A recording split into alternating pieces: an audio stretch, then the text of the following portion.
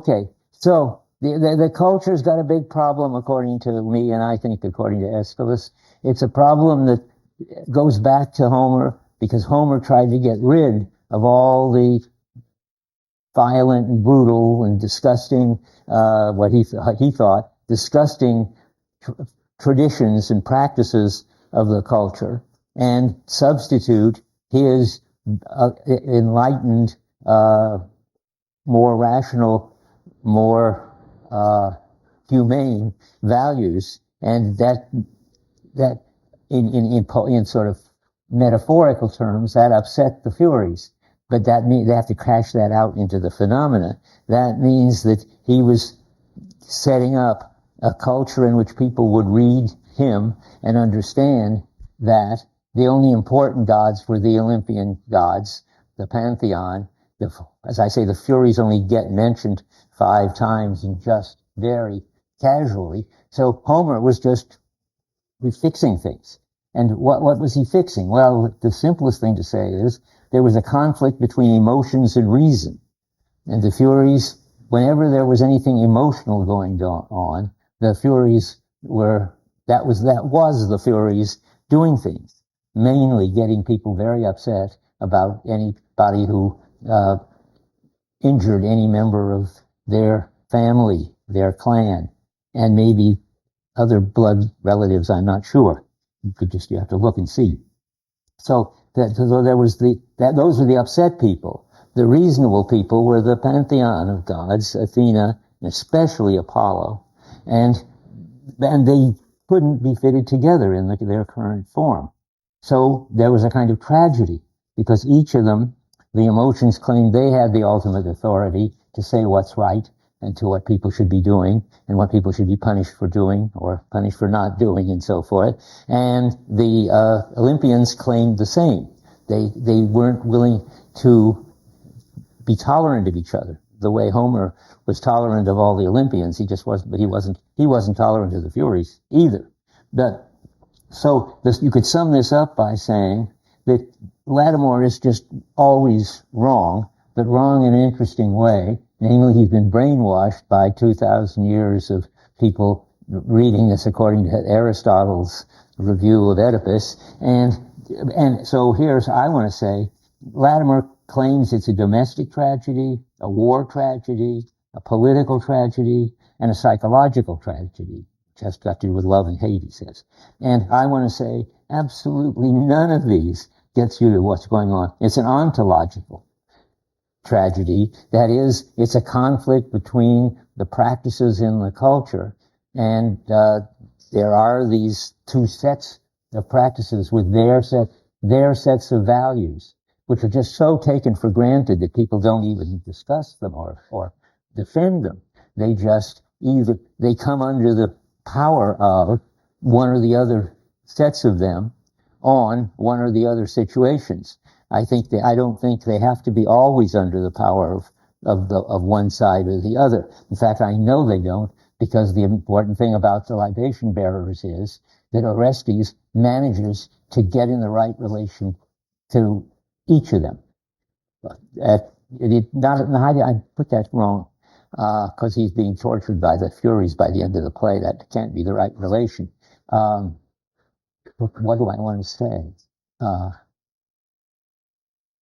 People can go back and forth, I think, between being under the guidance of, that is, affected by the Furies and the emotions that go with being Furies. They can go between that and the rationality of Apollo, who's kind of overdoes it, fanatic of rationality. But the kind of plausible rationality of Athena, you could be under that, except when somebody killed a blood relative. But then it's that you go over to be under the influence of the Furies. That seems to make sense to me. And the culture is conflicted, and the only way you could get out of this kind of confliction is to change the whole understanding of being, so that there isn't this each one totally opposite to the other set of values and conflicting all the time, because each of them claims they're the right ones. And how you could change the whole understanding of being of a culture, well, Aeschylus has an idea. He sort of puts it in kind of dramatic form, but it's really a proposal about what happens when a culture changes and how it can change. And the basic idea is that that a lot of people have to suffer, but in the end, if a lot of people do suffer, and particularly sort of paradigm people who are examples of people who are really good people, but who are really perfectly, are terrible examples of this kind of suffering, namely Orestes in the libation bearers. So if there are people who are willing to be martyrs and stand up for some new understanding of being, which they can't even understand themselves because it's so new, but if they can go for it, suffer for it, then good will win out in the end. You haven't, I presume, got to the end of the Eumenides, where good wins out in such a dramatic way. Nothing ever better on earth could be around than the good that finally wins out. How many have read the whole thing to the end? Well, I'm so good for you, but that's nice. But I'm not going to talk about it because I don't want to spoil it for the rest of you. And so that was my summary. One more little thing.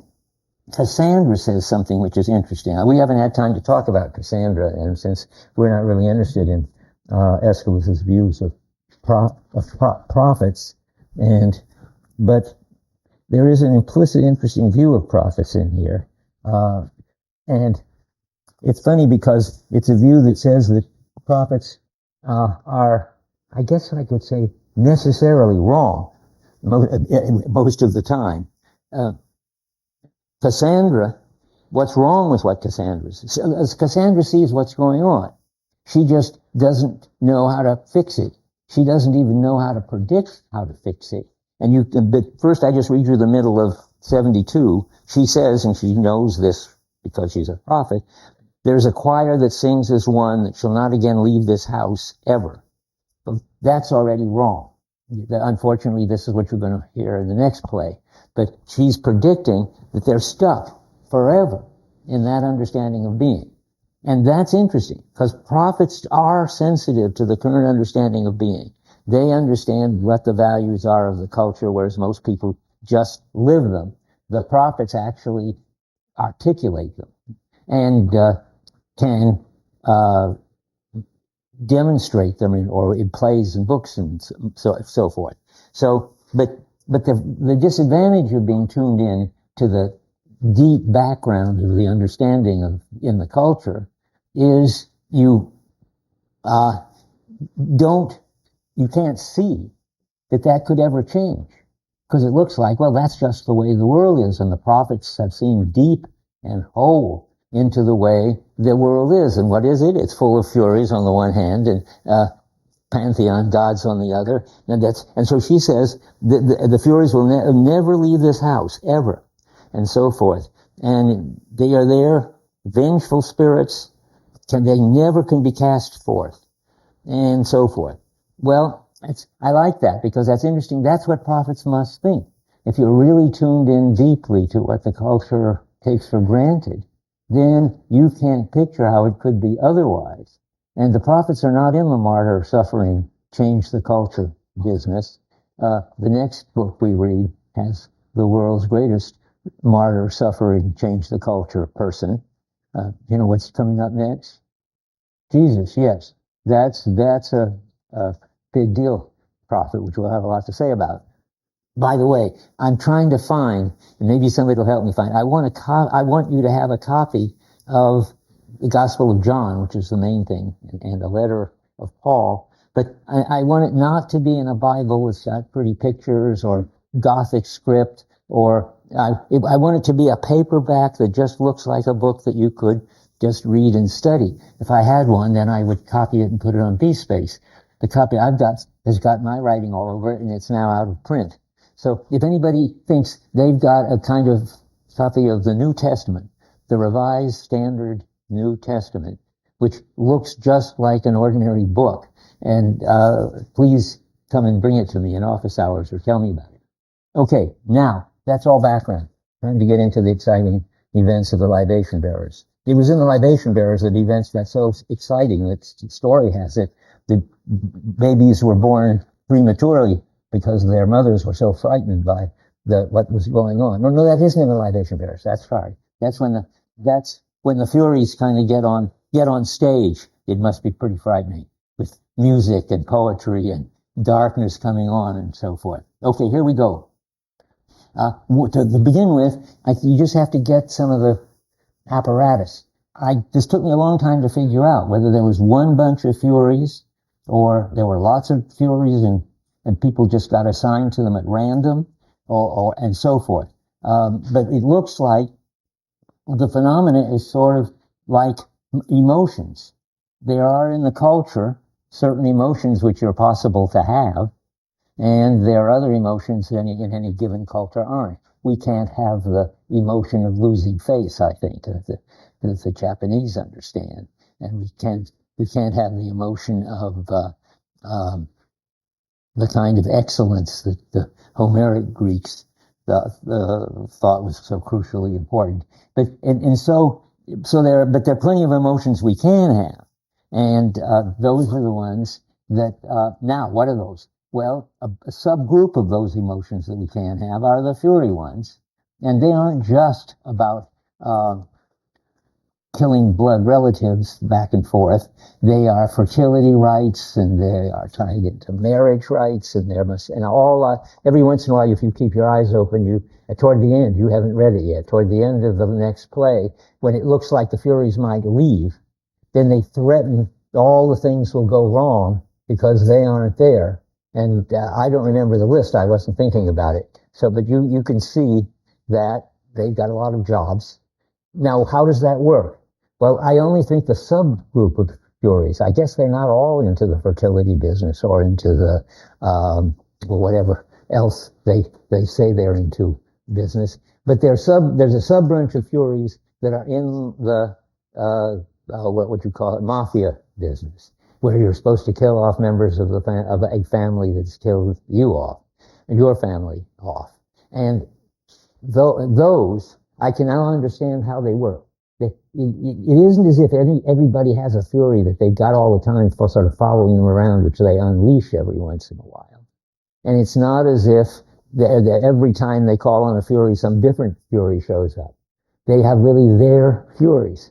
So how do you figure that out? Well, I had the inspiration once that it's like taxis at the airport. I mean, you get assigned a Fury, and then it's your Fury, and then it's upset about the murder in your family, and other people have their Furies, and they get furious about other murders and other bad things that happen in their family. But once you get assigned to one, as long as that's sort of the business of the day, that Fury stays with you. You don't have to get a new one all the time. But just sticking to the phenomena, it doesn't stay with you when you've got no problems of vengeance on your mind.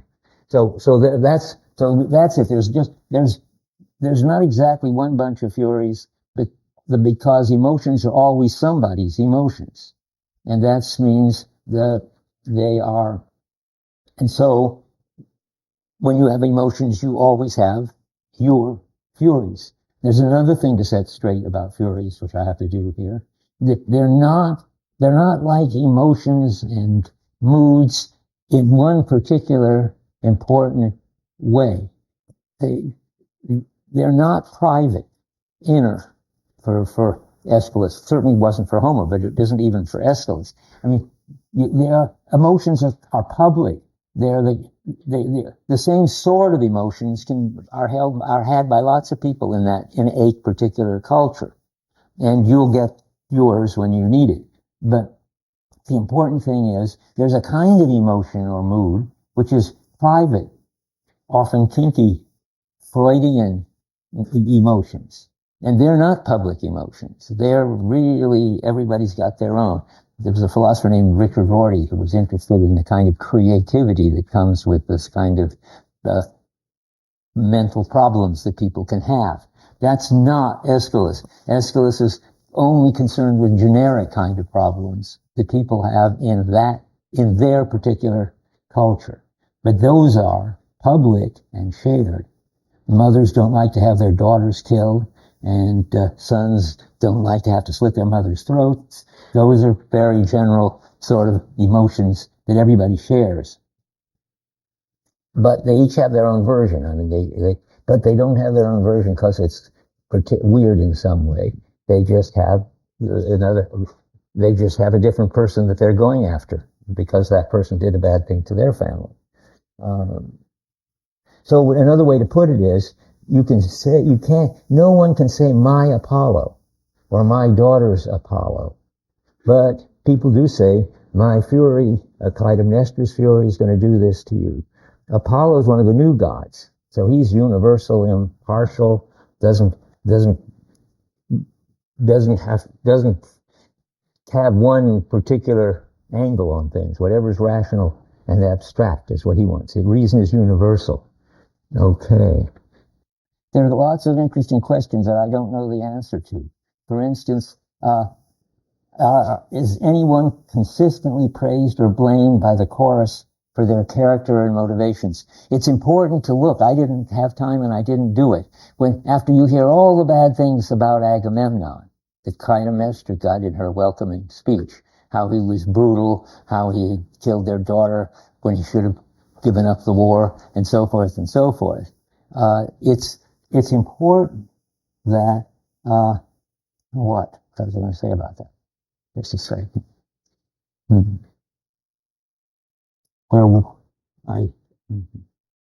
Oh yeah, good. It's important that you have to see that how do you know what reaction to have, whether to believe Clytemnestra or not, and when you do believe her, whether to be outraged or not? Where do you go to find out?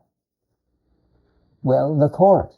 The chorus has always got some take on what's going on, and they're appalled at some of it, and they're impressed and applaud some of it, and they think people should do more of some of it.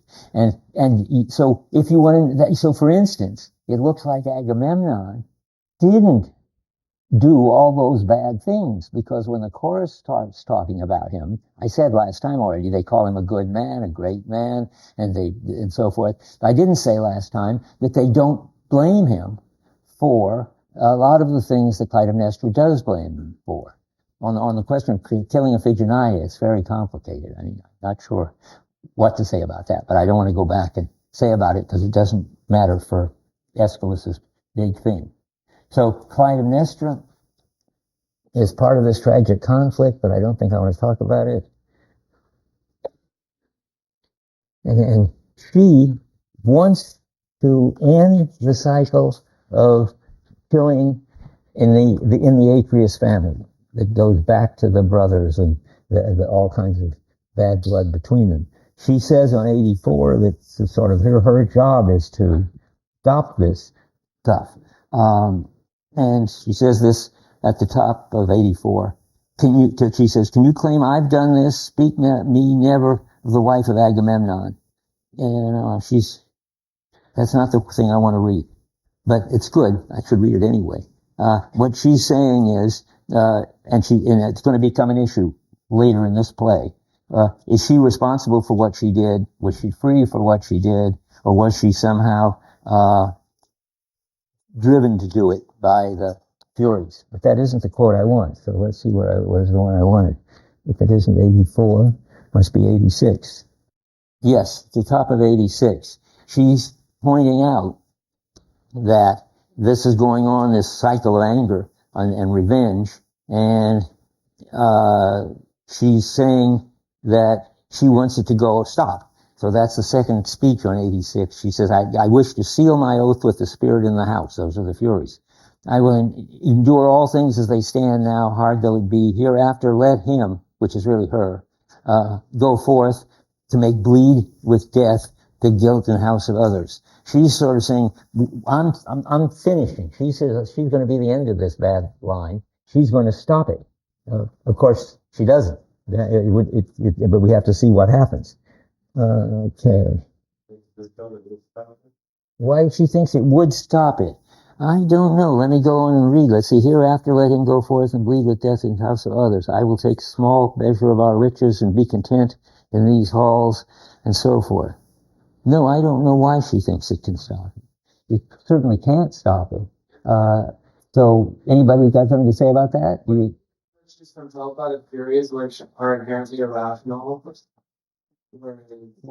But why shouldn't she be constantly sort of influenced by them and doing the irrational things that they power people to do?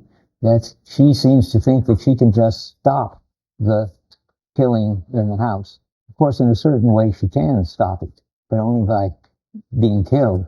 And because she like fulfills the curious desires in killing Agamemnon, and then well, she claims she filled Iphigenia's desires. Yes. that she ceases to be compelled by the Furies to, because she's already getting her revenge. I see. So she's got no other furies, no other need for the furies afterward. She's been assigned that fury, and now that fury's out unemployed. I think that's right. Yeah. Yeah. The Furies say later on that they're not concerned with her murder of Agamemnon because it's not a murder between blood relatives. She's not the blood relative of Agamemnon. She's just his wife. That's right. That's right. So it gets to be between her and Orestes, of course, blood relatives, but between her and Agamemnon, no, they're not blood relatives, and the same for Augustus. And you've got to keep track of it because she's not going to be upset about or instigate or anything murders outside of the blood relations, and she's well. That's it. Okay, let me see. I think I want to be sure I get on to where I want. I'm just talking about the end of the previous play, and that's too long. Well, but on this subject, and then we'll stop. The breaking the cycle of vengeance. She thinks she can do it. The chorus thinks Orestes can do it on 81 at the bottom, where it says, "Why must it be his wife who killed in the course of killed the curse to curse the country, the gods beneath the ground? Oh, can Orestes live, be somewhere in sunlight still," and so forth and so forth. They want Orestes to come back. But now there are lots of crucial questions left at the end of this play. That's where I want to be. So let me get to them. The big deal question that has the audience on the edge of their seat, if you understand what's going on, is in which mood does Orestes, does Orestes kill Clytemnestra? But that's sort of easy and obvious.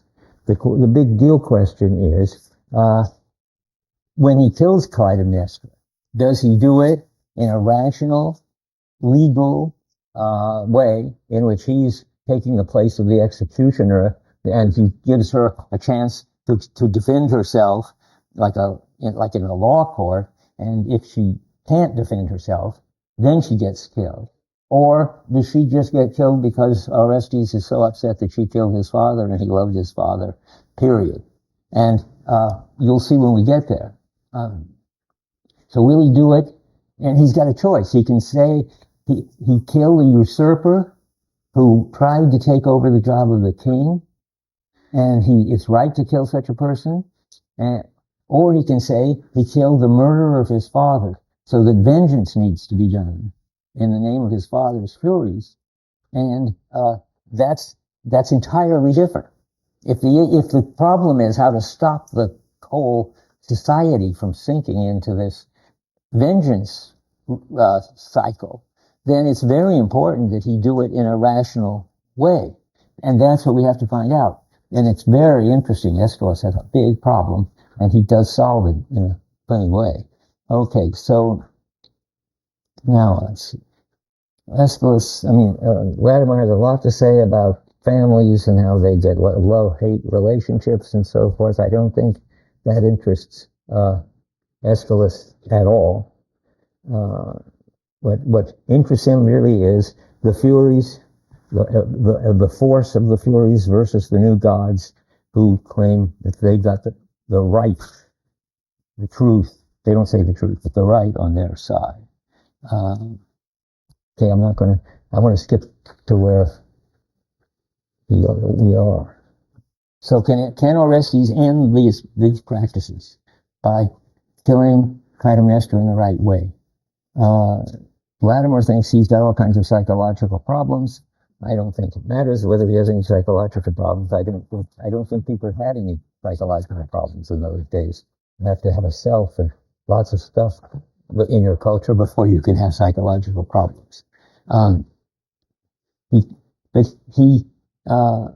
he has so many different motives, possible motives for killing Clytemnestra. They're not quite reasons, because he doesn't think of them in this sort of legalistic way. And they're not exactly desires to kill Clytemnestra, but it's something is driving him on to kill Clytemnestra, and what it is, and whether what happens when he does it is what it's all about. So the big problem is what I've just been talking about. The big problem is how he can kill Clytemnestra in a way which is not in a fury, not in big emotional upset, but rational, detached, fair, and in fair-spoken verdict, as he says at one point. And so now we have to see, can he do that, and why, and how, if he can do it at all. So Apollo leads him to believe that if he does the killing in the right way, giving free speech, fair judgment, he will save himself, and he will save the culture. He will introduce a new kind of impersonal justice, which is the kind that Apollo believes in. He believes on 103, for instance, Orestes says, the big strength of Apollo's oracle will not forsake me. He charged me to win through this hazard with divination of much and speech articulate. The crucial thing is speech articulate. It's oddly enough, that's in the theme. Remember what happened to Iphigenia? Was she given a chance to defend herself with speech articulate?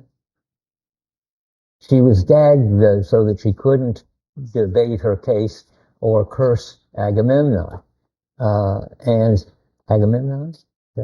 Yeah, Agamemnon. Okay, so there is this kind of impersonal justice, and that's what Orestes wants. That's what he wants in that big speech. And now comes the next thing is where I almost gave up reading this book. I thought, if Aeschylus is so confused, then I'm not going to bother with it. I'm going to read you something, and you tell me whether it bothers you and why. And so here we go. It's talking about Apollo. Are we getting this problem? You're having trouble hearing me. You have to tell me. I can just talk louder. Anybody can hear? I can talk louder. Is that better? Okay. Oh, well, let's do it. Sort of a pit stop here. Okay, we're. Let me try it over here. Well, let's try this once. Oh, he's got 2 bars. He's had 3 while I've been talking. Okay, but I basically just talk louder. And you guys stop me if I don't talk loud enough. That's clearer and better now? Yeah. Good. Okay, we should be doing that. Okay, and this is a crucial moment. I wouldn't want it to go by without being heard. The next, say, 20 lines seem as outrageously wrong as you could imagine. And if Aeschylus wrote this, then there must be some either trouble or explanation. So here, Orestes says what Apollo said. That's where 275 in the margin. He said that he charged me, well, I read that, to win through with speech articulate. That's what you have when you have logos, which is related to Luxius, which is Apollo. He said that else I must myself pay penalty with my own life and suffer much sad punishment. Now comes things that Apollo is saying this. Spoke of the angers that come out of the ground for those beneath who turn against men. Spoke of sickness, ulcers that ride upon the flesh, and bad teeth, and how this disease grows and turns leprous. leprous. He spoke of other ways by which the avengers, that's the Furies, of course, might attack, brought to fulfillment by my father's blood. What's that? Zeus? It's not Zeus. Apollo is telling Orestes a whole thing about all the awful things that the Furies can do to him. For the dark arrow of dead men underneath the ground, and so forth, and madness and empty terror in the night. Now, what's weird about that? And very weird. Here's Apollo telling Orestes all the very, very bad things that will happen to him if he doesn't kill Clytemnestra in a fury, in line with the Furies. Yeah. Okay. Well, it took me years of suffering because I couldn't explain it, and I was annoyed at it, to understand this passage. One day, and this is how these things happen, a TA said to me, and I understood it. And what he understood was that Apollo has a big problem, namely motivating people to do the things that require to be done. And of course, this is a special case. Why, unless Orestes was emotional and upset, really upset, why would he kill his mother, eyeball to eyeball, which is what he's being asked to do? And Apollo is saying, well, if you don't do that, you are going to be in terrible trouble because the Furies are going to get you because you have to kill your mother because she killed your father. That's not Apollo's business. Well, the answer is that Aeschylus already understands something that a philosopher named Hume in the 1700s said, that reason is the slave of the passions, that you can't, that unless you have a passion to do something or to avoid something, you can't just rationally say, oh, well, this is a good idea, I'll just do it. You've got to have a mood, you've got to have feelings, you've got to have passions if you're going to do things, particularly if they're terrible things like that they're asking Orestes to do. So this isn't a stupid passage. And Orestes is not upset, and Apollo is not crazy to tell him these things. Because what Apollo is trying to do is use the fury, anger of the Furies, which Orestes has in him too, partly because of the culture, partly because his father was killed. So Apollo is trying to use that anger to motivate Orestes to kill Clytemnestra. And once you see that that's not a crazy thing for him to say. And so we can go on. Otherwise, I got stuck at that passage for ages. But let me give you sort of an advice as you read it. It's related to this, and I don't know one place right off where I can open to it. The chorus goes on and on about the awful things that will happen to people who don't obey the Furies. And also the awful things that will happen to people if they do obey the Furies. I mean, this is a very mixed up culture. But what's interesting is that there's a general drift in what the chorus is saying. I mean, because I thought all the chorus speeches were hopeless. They were all, if you look at them, saying, this is an awful thing that your Clytemnestra did to your father. Boy, you should be upset. You should just go in and slaughter your mother, and the sooner the better, and so forth. And sometimes they're saying, let's not be upset. Let's do this temperately. I wonder if I can find it very quickly. Electra says that she wants the thing, it has to be done, they have to kill her, but they shouldn't get upset. That's very important. Here we go, top of 98.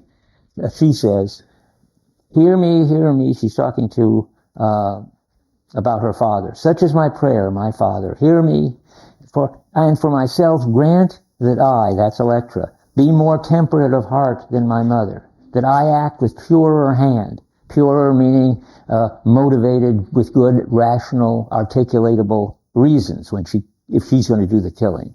Okay, so now what am I saying? It's fun, if you can stand it, to read these chorus speeches which go on, and you never know which side they're going to come out on, because they're on both sides.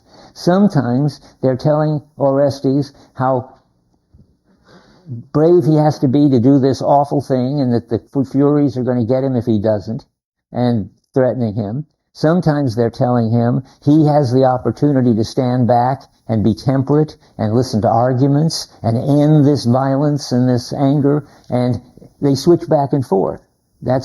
Keep your eyes open. I mean, there's a paper in there for anybody who wants to sort of follow the chorus for a while and see why they're saying the weird things they're saying. Okay, part of it is the thing I just said, that the chorus wants not to continue the fury cycles of revenge, therefore they want everybody to be calm. However, in the case of Orestes, they've got a big problem. They want him to be calm, but they also want him to be furious so that he can be brave enough to kill Clytemnestra. That's a big problem. But there's another problem, which I just had, and now I've lost it, but I will get it back, that they're getting him ready for. Maybe it's just the motivating one, I'm not sure now. But in the chorus speeches, go back and forth. Yeah, I remember. They go back and forth between telling him that he's got to do this deed, kill his mother, with total clarity, innocence, temperance, and so forth, and telling him, but of course he can't do that, because you can't sort of prepare for and kill your mother with complete equanimity. It's also telling him, boy, you should be upset. Think of him your nice father being tied up in a net and stabbed to death in his own bathtub by his own wife. Boy, I wouldn't put up with that. They're telling him that too. They've got to tell him both. Because if they just tell him the motivation thing, he'll just go screaming in there and chop her up. But that won't solve the curse problem on the house of Atreus. And if he just tells them that he had better do it with a pure hand and not all upset, then he won't do it at all. So, put it another way, you'll see if you read it, the chorus gets itself more and more and more worked up, and they get Orestes more and more worked up, and then they suddenly realize that they're getting in serious trouble, because if everybody's going to be all worked up into a frenzy, they're back in the fury business. And then they stop and they say, but of course you need to do it in a pure, innocent, rational, articulate way. So it makes the chorus speeches look crazy, because it looks like they're on both sides. They're trying to get him all excited, and they're trying to calm him down. And but it isn't, that's not wrong. That's exactly what they're trying to do. That's what they have to try to do. They have to get him all excited so he's worked up enough to kill her, and they've got to calm him down so that he isn't doing it in a fury, or because that will just carry on. Okay, so now those are the two most important things you have to watch for. Otherwise, for years, it seemed just garbled craziness to me. And I have a feeling, and I wish I had time to check it out, that it probably still seems garbled craziness to all the people who write about this play, but they just don't know that they're writing garbled craziness. It is so deep and weird, the problem they're in, and the solution of it is really absolutely bizarre. We got to get going. Okay, now, where are we? So Apollo is telling him all these awful things that are going to happen to him if he doesn't kill Clytemnestra. And but he's like Theory and Apollo, and disinterested and detached. So he's got this problem. I'm saying it now from the point of view of Apollo. He's got this problem. Get Orestes motivated, and that's when he talks about the bad things that will happen if he doesn't do his fury revenge thing on Aegisthus and Clytemnestra. And he's got to also calm him down. Otherwise, he's just another crazy. So the audience, of course, they've seen it dozens of times now, but it doesn't matter. But the first time, anyway, the audience is all on the edge of their seats. How in the world are they going to bring this off? How are they going to get Clytemnestra murdered by Orestes, and Orestes not being in a fit when he does it, or he's falling back into all the troubles? How can he solve that?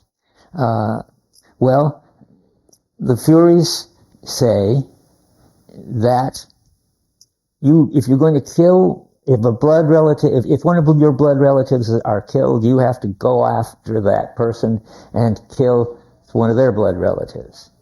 But Orestes is determined to stop that. That is, to do the killing in the name of Apollo. But how is that possible if all the motivation comes from the Furies? Simple as that. And the solution is simple too, in its own weird way. And now the question for the rest of the play is, in which world, with which mood, is he going to do the killing, Clytemnestra? Because he's going to do it for sure. Is it bloodshed for bloodshed, or in which case the curse goes on? Or is it rational justice, in which every argument on Clytemnestra's side has been articulated, heard, and refuted? That would stop the Furies. And so the audience should be on the edge of their seats to see what's going to happen. And the chorus goes zapping all over. I won't read more of that. Let's see. I want to just skim it. What you would like is that the chorus would start out calm, would get more and more emotional and upset, and then just as Orestes was about to kill Clytemnestra, he'd suddenly turn absolutely cold and detached and get complete control of himself and become completely articulate and rational. That's how it has to happen. But how in the world can that happen? That's just so nutty. Somebody getting all upset and more upset about the fact that this nice father had been killed by this awful mother, and then all of a sudden, coolly. Well, let's see what happens. Do any of you recognize what I'm describing? How many have read I hope a lot of you have read the Libation Bearers. How many? Oh, good. So you recognize something of this problem. How many think they recognize the solution? Okay, good. You do, maybe. Yeah? Don't tell. No, because I want to tell. It's my problem and my solution. Okay, let's see now. So we have to have a plan in which we have a moment of coolness in which we give the Clytemnestra a chance to defend herself for good reasons, logically and so forth. And then, on the basis of that, he kills her. That's the hard part, because he's so cool by that time. But anyway, we have to do it now and see how it works. So the chorus is really emotional and on the side of the Furies from the start. I have marked places. The chorus says at the top of 104, almighty destinies, that's fates, by the will of Zeus, let these things be done in the turning of justice. Now comes this funny kind of justice. For the word of hatred spoken, let hate be a word fulfilled. The spirit of right, that's the justice people cries out aloud and extracts atonement due. Blood stroke for blood stroke of blood shall be paid. I don't know which right is. Everybody claims right. Sounds furious to me. Who acts shall endure, speaks the voice of age-old wisdom. So that's the Furies speaking. And so the chorus is generally on the side of the Furies. I think I don't need any more evidence to convince you of that. But I'll read one more. At the second stanza on 107. But it is law that when the red drops have been spilled upon the ground, they cry aloud for fresh blood.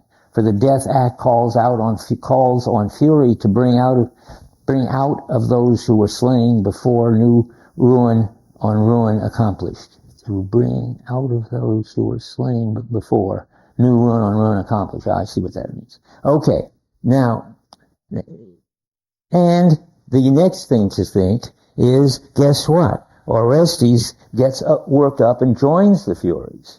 Now, naturally, because he's scared, because he needs to be motivated to kill his mother, because the Furies are all there ranting and chanting. At the middle of 107, Orestes says, "Hear me, you lordships of the world below." You're getting tuned into these things, I hope. That means, of course, the Furies. "Behold, in assembled power, curses come from the dead," that's the Furies. "Behold, the last of the sons of Atreus, foundering, lost, without future, cast from house and right. O God, where shall we turn?" So he's now gone over to the Furies, but he doesn't know what to do. And so the natural thing for him to do is to try to have a logical conversation with his mother. So he's going to get in his mother's face and put her on trial and let her defend herself. And he'll And if she succeeds, she gets off, and if she doesn't, she gets killed. And it's almost like a joke what starts happening after that. She tells about a dream she had, and the dream is 113. It's the way he interprets the dream, which is so really funny. I think we don't have to get anything. Yeah, okay. So the dream is this snake that comes and bites her breast, and the snake, it's at the top of 13. Well, no, we better go back. She tells the dream on 112. And this beastly thing bit her nipple and drew blood, and it was pretty awful. And then Orestes comes along and says, second line on 113. Now, he's interpreting the dream. He says, see if I divine it and it coheres all in one piece. Now, read it with the emphasis I'm reading it at the top of 113, and you'll see it's like a syllogism class in logic. If this snake came out of the same place whence I came, if she wrapped it in robes as she wrapped me, if its jaws gaped open wide around the breast that suckled me, and if it stained the intimate milk with an outburst of blood, so that for fright and pain she cried aloud, it follows then, I mean, now we've got all the logical steps, that as she nursed this hideous thing of prophecy, she must be cruelly murdered. I turned snake to kill her. That's what the dream portends. So yeah, it's pretty illogical, his interpretation, but it's funny that she desperately gives this dream. He makes up an interpretation for it, and then he says that interpretation says that he's going to kill her, but we don't know how that's going to happen yet. So we go on to 14. And so this is about Aegisthus. He has to say some story for Aegisthus, too, at the top of 114. Where does the stranger come from? Before he can say, where does the stranger come from, I shall plunge my sword with lightning speed and drop him dead. Our fury, who has never starved for blood, shall drink for the third time from a cup full of unwatered blood. That's really kind of confusing, because he's no relative of Aegisthus at all. It's really none of his business and none of Aegisthus's business. I don't know whether Aeschylus has made a mistake or whether Aeschylus thinks everybody is so upset and frantic at this point that he's taken it over. But it doesn't matter for the basic thing we're interested in. Yeah, so where's the voice coming from? Yeah. Related to this because Oh, really? Good. Okay. Thanks. We just saved Aeschylus from a problem. I do know that, and of course he is. He belongs to the other side of the family, the Thyestes side of the Atreus family. Yeah. Somebody else over here was going to say something, but I guess it's been said. So back to this. Where are we? So it looks, Orestes has become absurdly logical. He interprets his mother's dream, and he makes it clear, tries to, that the dream says that he should kill her, and he draws that conclusion. So, and with a therefore, I turned snake to kill her. Looks like Apollo is one. He's got him in a completely objective frame of mind. But then we keep, the whole play is like this. Everybody keeps switching around. When he starts thinking about Aegisthus, then he gets all upset again. At the top of, we got that explained. At the top of 114, he's talking about how the Fury is going to drink the blood of Aegisthus, and that's fine. He's still in a fury state. And now comes this interesting question. If you picture what's been going on in the play, now remember what the problem is. How can he get himself so worked up as to be doing this incredible thing of killing his mother, and at the same time do it in a way which is completely calm and detached and rational and so forth? That's the puzzle. And now there's another puzzle, and as soon as I say it, you'll see how they fit together. If you picture what's been going on stage, there's one character who has been hanging around and never said a word. You recognize that? That's his buddy named Pylades, who hangs around with him in their travels. So now we're going to find out why Pylades has been hanging around. So we got to go on. And it looks like no matter how good people are, when they have to kill somebody that they love, or then they go into a state of some kind of fury-like craziness. This is on 41. This is a side issue, but it might be a paper topic issue. I mean, when Iphigenia gets killed, Agamemnon stays cool all the time, says, I don't want to do it, I can't do it, it's too bad, and let's put it off, maybe everything will turn out all right. And then finally he doesn't. It doesn't, and he says at the middle of 41, that is, Aeschylus says, but when necessity's yoke was put upon him, he changed, and from the heart the breath came bitter and sacrilegious, utterly infidel, to warp a will, now to be stopped at nothing. See, now he's got himself into such a fit that he's going to be able to kill his daughter without, nothing can stop him. This sickening in men's minds, though reckless in fresh cruelty brings daring, he endures then to sacrifice his daughter to stay the strength of war waged for a woman, and so forth. So we've got already an example. Now the question is Orestes going to go into that kind of case? The way, and go over to the side of the Furies at the last minute? If so, then Iphigenia's and Clytemnestra's Furies will kill him. Why do I say that? Because I guess this is going, if Orestes kills Aegisthus and Clytemnestra, yes, of course, their Furies will get him. So he'd better not go into the thing that Agamemnon went into. But what would stop him? He can't be motivated by anything but hate and revenge. There's no place for motivation in this play yet by duty, patriotism, love, or anything. So he's either got to do it in this fit or not at all, it looks like. And so the chorus tries to stop him, as they always do when he's about to go over the top. And so on 120, they're going to try to slow him down now that they've speeded him up. At the bottom of 120. Now to my supplication, Zeus, father of the Olympian gods, grant that those who struggle hard to see temperate things done in the house win their aim in full. See, that temperate things. They say, calm down, don't get all upset. Stand a little further down. Zeus, make him who is now in the house stand above those who hate. Don't hate these people who killed the father that you love. That's pretty hard to ask him to do that.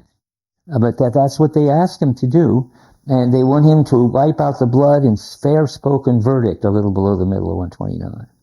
And then there's a funny thing where it talks about you who keep magnificent the hallowed and huge cavern. That's a kind of glitch in the system, that it's not Aeschylus's fault, but Apollo shouldn't be under the ground. That's where the Furies are supposed to be. But Apollo has a temple under the ground, a big cavern, and it's that big cavern where they're appealing to get light on the scene, which is crazy because it's dark down there. But Apollo needs daylight, and he's got a temple in the ground, so there's a problem. But that doesn't matter. The big problems are so much greater. So we now get, how soon do we get what I want? Pretty soon. Okay, so let's go on. On 124, we have 124. That just is where Pylades is noticed. So, and now what's happening with Pylades? Well, he's a stranger from another country. Not just another family, not a blood relative. He's not even a Greek. I don't know what he is. But it turns out that Pylades is the only one who's absolutely out of touch with the emotional aspect of the situation. He has nothing to do with all this killing in the house of Atreus that's been going on, and blood relatives, fathers and mothers being killed. And the question is, why is he there? Well, guess what?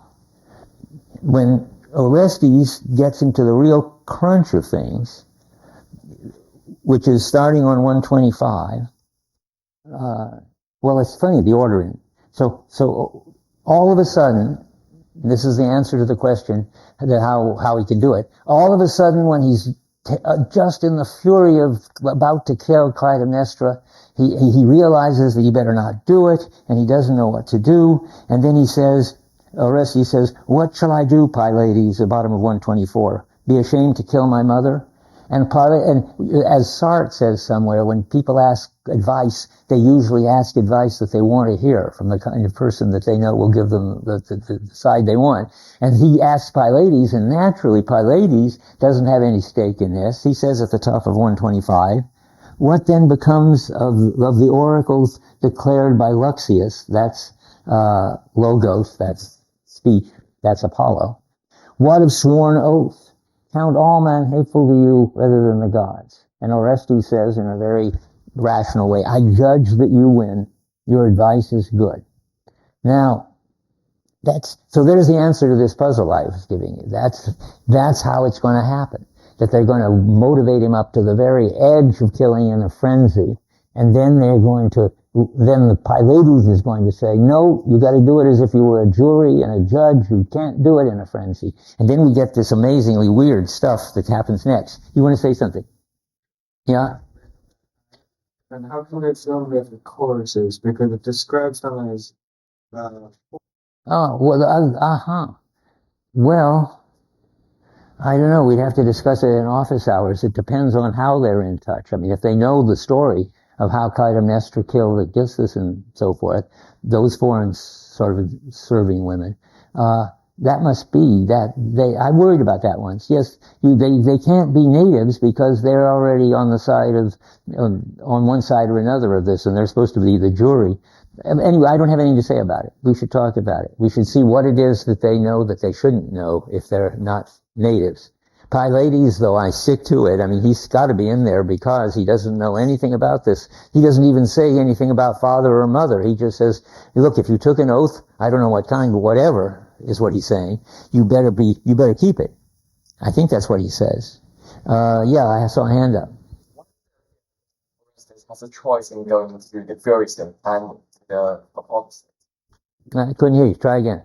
Have a choice in going to the Yes. state and going to the Apollo state, but shouldn't the gods be shining on him and changing his mood, not him making a conscious choice? No, I don't think so. Maybe we'll have time to discuss it. I think I did a little last time. The freedom. People have freedom to make choices of all sorts in Homer and in this. I've never understood why people thought they didn't. But let me just give you one example that pops into mind from Homer. Remember when the gods are saying in Homer about Aegisthus, that's why it popped into my mind, we warned him not to do it and told him bad things would happen to him if he killed the king and married the woman, but he did it, and so that they don't seem to push him around. And there's another place too that now when I was saying that, I remembered the next one I wanted to mention. Oh yeah, the famous place that I didn't notice that a good philosopher named Bernard Williams picked out. And again, it's in the Odyssey. But remember that you probably don't. There's so much going on at this point. They're fighting the suitors and spears are flying all around and everybody's get blood is all over the floor. And then Odysseus notices that the weapons that they pull locked up in the weapons room are being used by the suitors. And he said one of the serving women must have given them the key. And Telemachus says, "No, father, I'm sorry, I did it." So he takes full responsibility for it. He doesn't say, God made me do it or something. So those are just examples. But so don't think of the gods as forcing people. And here, even later, 500 years later, for better, again, this happens. It isn't as if the gods are making Orestes do this. That's what we've just been talking about. It's the chorus is trying to set him up to do it in the way that will get the gods off their back. And the gods are not going to take a part in it. They're going to let it go the way it goes. So, and how does it go? Well, that's what's a fun thing. So let's turn to it on 125. What has he just got himself into? He just got himself into, by listening to Pylades, the job of a judge and executioner, not the job of an outraged son and period. Yeah. But right before he appeals to Pylades, it's not as if he's so worked to fever pitch that he's about to pack Clytemnestra to death without without all the rational judge aspects of the thing. It's what happens when Pylades mentions the oracles and the oaths and the gods is that Orestes seems to be relenting. He seems to be softening because of what Cleopatra says. Well, I don't remember enough, so I have to go look. Why do you say that? My son, I would take pity child before this breast for many a time, a drowsing baby. You would feed and with soft gums sucked in the milk that made you strong. And he says, what shall I do? I be shamed to kill my mother? That's good. She appeals to him in this mother form, and he's softened by it. Why not? I mean, he seems here to be an opposition between fury and rationality. It seems to be a matter of an appeal to universal rational principle in order to subdue a softened feeling. Oh, really? It's funny. I think, I mean, I'm half with you, but I was surprised. Right? It was the appeal to, the justice of doing what was right for the war against Troy that allowed him to kill Iphigenia in spite of his father's feeling. Yeah, I guess. Although I never understood that passage very well because his voice, or he becomes sacrilege and he becomes a kind of monster at the last minute. Right, the kind of monster, it seems to me, which you can be when you are ideological. Well, when you're, if they're being ideological. But let's go to this one. Because I don't know what to say about the other one. And it's interesting, I agree with you, that he appeals to, or she appeals to, what it was like that she was his mother after all, and that it was her milk that made him strong and so forth. And then it doesn't seem as if he's raging along in a fury to kill her. She stops him with that. All I can say about that is that that's sort of one emotion against another emotion. She's managed to keep him sort of involved with her in a feeling sort of way. And maybe, I'm just going off, I think it's a good issue. Maybe that's why he can turn to Pylades and ask Pylades what to do. I mean, if he were just in a rut of, now I'm going to do it and it's awful, but I'm going to do it this very moment, then maybe he couldn't. So she gives, there's sort of a lot of giving and taking of moods and emotions. She gives him, as her defense, this mother emotion, and he takes it in a way that turns it into turning to a friend kind of emotion. It's right after that, isn't it, that he turns to Pylades. And then Pylades, from outside, gives him a principle, which is neither emotion but some universal thing, and he does it on that ground. It's so weird because it's so psychologically implausible what Aeschylus is trying to do, I guess. I mean, I think so anyway. Maybe not. I hope not. I mean, what's the psychological implausible? They're trying to get him to be so worked up that he's going to be able to kill his mother, and at the same time to be so cool that he's not in the Furies domain. And the way they do it is by the way Aeschylus does it is by latching on to principles out from outside, which take it out of that. But now you introduce this new thing, and the way he gets into getting into something from the outside is Clytemnestra throws into the debate a mention of what it's like to be a mother. I mean, again, I guess it's a good paper topic. I don't know don't take it unless you have a clear idea of what you want to say, because I don't know what I want to say. So I'm going to go back to this for a little bit. And this is just fun. You've put up for a long time with all this craziness. The funniest craziness starts at immediately after where we were. After she says this about the baby, and he turns to Pylades, who says, what about sworn oaths, which trump everything from rational point of view, he immediately says, I judge that you win, your advice is good. I mean, that's a very rational response already. Pylades says, obey universal principles, and he says, I judge that that's right. And then what does he do? He starts obeying these universal principles. That's what's so funny. The next thing he says is, come to his mother, come here, my purpose is to kill you over his body. And that's a straightforward sort of statement of the legal situation at that point.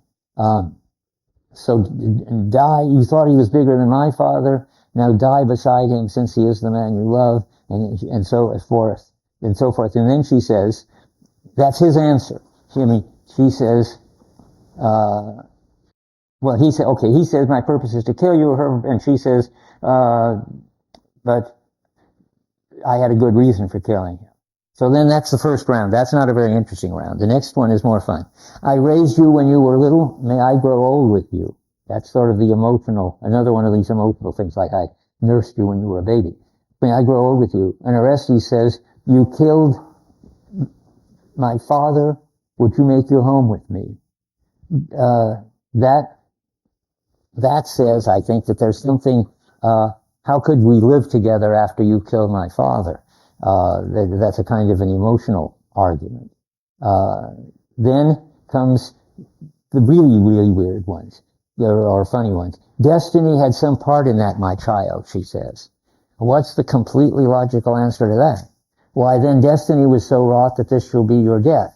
I mean, if anything you can claim and blame on destiny, I can claim and blame on destiny too. So you can't get out of the guilt that way.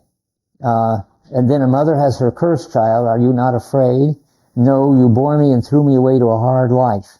He's complaining that she sent him away to boarding school or something, to neighbors. And it turns out to sound like boarding school. He says, you threw me away to a hard life. And she says, I sent you to a friend's house. That was no throwing away. I sent you to a good boarding school, he said. I was born of a free father. You sold me, he says. So where then is the price I received from you? So you have no evidence that I sold you. And then I could say it would be indecent to tell you. Gee, I never noticed that before. What's that? What's the question? Where then is the price I received for you? The money that she received. Does anybody understand this?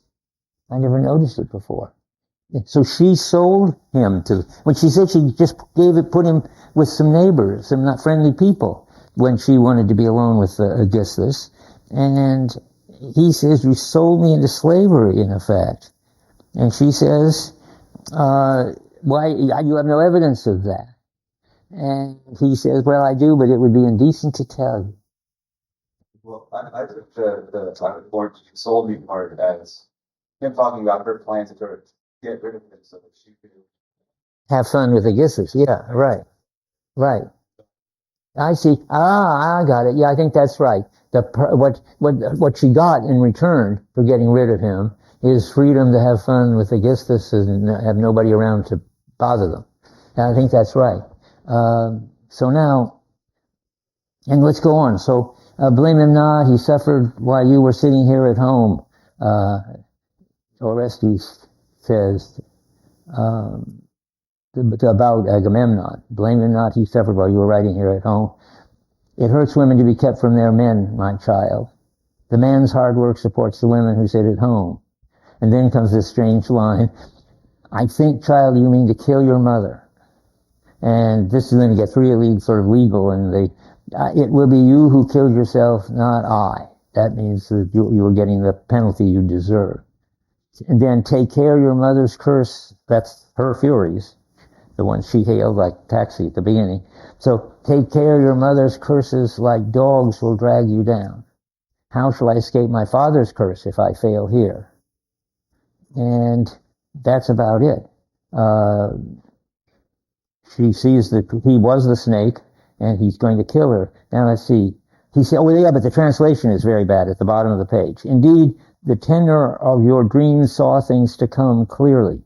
You killed and it was wrong, now suffer wrong. That just doesn't make any sense at all. I mean, surely Orestes is not saying that he's doing something wrong in killing her. That's what everybody agreed he should be doing. It was only a question of just how to do it. Well, another translation says, you did a terrible thing, now suffer a terrible thing. I think that's right. You did a terrible thing. You killed the father, the king, a human being, and all that. And now you're going to get killed. That's the same kind of terrible thing. Now, I think that's all I have to say about that. If anybody's been waiting to say something, go ahead and say it. If not, we'll just go home. Okay, no, we can't just go home because I want to make sure that we all agree on and know the assignment. So let's talk about that for a second. So, hold on. I have a transition to the humanities. Give me 3 more minutes. So he does it in a mood that should get him out of the trouble. And the problem is that just when he thinks that they finally settled the curse and it's not a problem anymore, and it looks like that's what happened, what happens with him? Something very sophisticated, sort of psychologically. He begins to hallucinate. He's starting to feel guilty. He doesn't feel that he is guilty. He's having guilt feelings, which is as far as his having to live them, it comes to the same thing. He's got no way to defend himself against them. And the Furies are coming after him, and they will, if they get him, they will kill him, and we don't know yet what happens. Or we know that the curse isn't over, that the Furies, Clytemnestra's Furies, are now chasing Orestes, and they will kill Orestes unless Orestes does lots of things to get rid of their force. Okay, that's all I wanted to say. And just that he's cracking up. And I think that's it. And read the humanities for next week. Or wait, what's this Tuesday? So for next Thursday, read as much as you can of the humanities.